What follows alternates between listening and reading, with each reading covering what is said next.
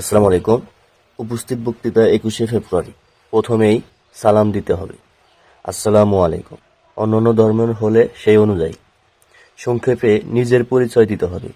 আমি মোহাম্মদ ইসমাইল হোসেন। আমি জিএসকেল উচ্চ বিদ্যালয়ের 10ম শ্রেণীর ক শাখার একজন ছাত্র। আর ছাত্রী হলে তুমি ছাত্রী বলবে। আমার রোল নং 1।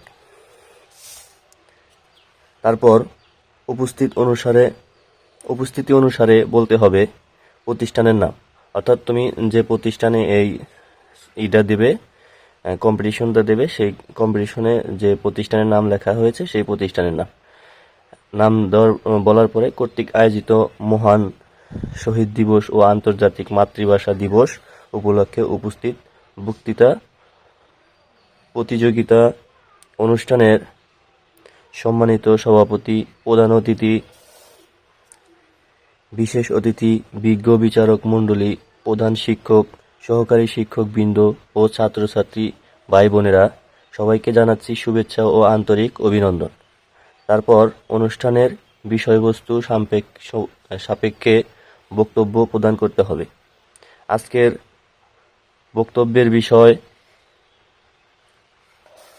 আন্তর্জাতিক মাতৃভাষা দিবস। আমার ভাইয়ের রক্তে রাঙানো 21শে ফেব্রুয়ারি আমি কি ভুলিতে পারি। বিশ্বজুড়ে মানুষের নিজ নিজ মাতৃভাষার মর্যাদা রক্ষার অঙ্গীকারের নাম 21শে ফেব্রুয়ারি। আজ সেই অমর 21শে মহান শহীদ দিবস, আন্তর্জাতিক মাতৃভাষা দিবস। 21শে ফেব্রুয়ারি মানে বিশ্বে মাতৃভাষার জন্য নির্ভয়ে বুকের রক্ত ঢেলে দেওয়ার প্রথম ইতিহাস সৃষ্টির দিন। বাঙালির ভাষা আন্দোলনের গৌরবময় শোকের দিন। বাংলাকে রাষ্ট্রভাষা হিসেবে স্বীকৃতি আদায়ের আন্দোলনের 1952 সালের এদিন বুকের তাজা রক্ত ঢেলে দিয়েছিলেন দামাল ছেলেরা। তাদের রক্তের বিনিময়ে বাংলা পেয়েছিল পূর্ব পাকিস্তানের রাষ্ট্রভাষার স্বীকৃতি।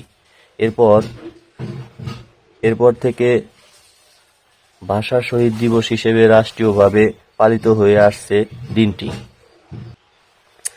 1952 সালের 27শে জানুয়ারি পল্টন ময়দানে পূর্ববঙ্গের প্রধানমন্ত্রী নুরুল আমিনের সভাপতিত্বে অনুষ্ঠিত জনসভায় পাকিস্তানের প্রধানমন্ত্রী খাজা নাজিমুদ্দিন ঘোষণা করেন, উর্দুই হবে পাকিস্তানের একমাত্র রাষ্ট্রভাষা। মায়ের ভাষা বাংলাকে কেড়ে নেওয়ার প্রতিবাদে ফুঁসে ওঠে পূর্ব বাংলার ছাত্র জনতা। এর প্রতিবাদে 21 ফেব্রুয়ারি 144 ধারা ভঙ্গ করা হয়। ছাত্রদের বিক্ষোভের মুখে পুলিশ ছাত্রদের মিছিলে গুলি চালায়।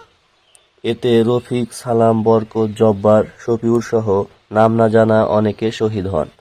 এরপর সারা দেশে ছড়িয়ে পড়ে ভাষা আন্দোলন। মাতৃভাষার জন্য বাঙালির আত্মদানের এই অনন্য ঘটনার স্বীকৃতি হয়েছে আন্তর্জাতিক ক্ষেত্রেও।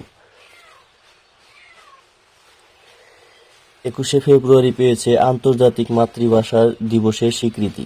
1999 সালে জাতিসংঘের শিক্ষা, বিজ্ঞান ও সাংস্কৃতিক সংস্থা ইউনেস্কো 21শে ফেব্রুয়ারিকে আন্তর্জাতিক স্বীকৃতি দেয়। পরের বছর অর্থাৎ 2000 সাল থেকে বিশ্বের 188টি দেশে একযোগে যথাযোগ্য মর্যাদায় পালিত হয়ে আসছে দিবসটি। তাই বক্তব্য শেষে বলতে চাই, 1952 সালের এই দিনে ভাষা শহীদদের শানিত ধারায় যে আলোকিত পথের উন্মোচন ঘটেছিল, সেই পথ ধরে এসেছিল স্বাধীনতা।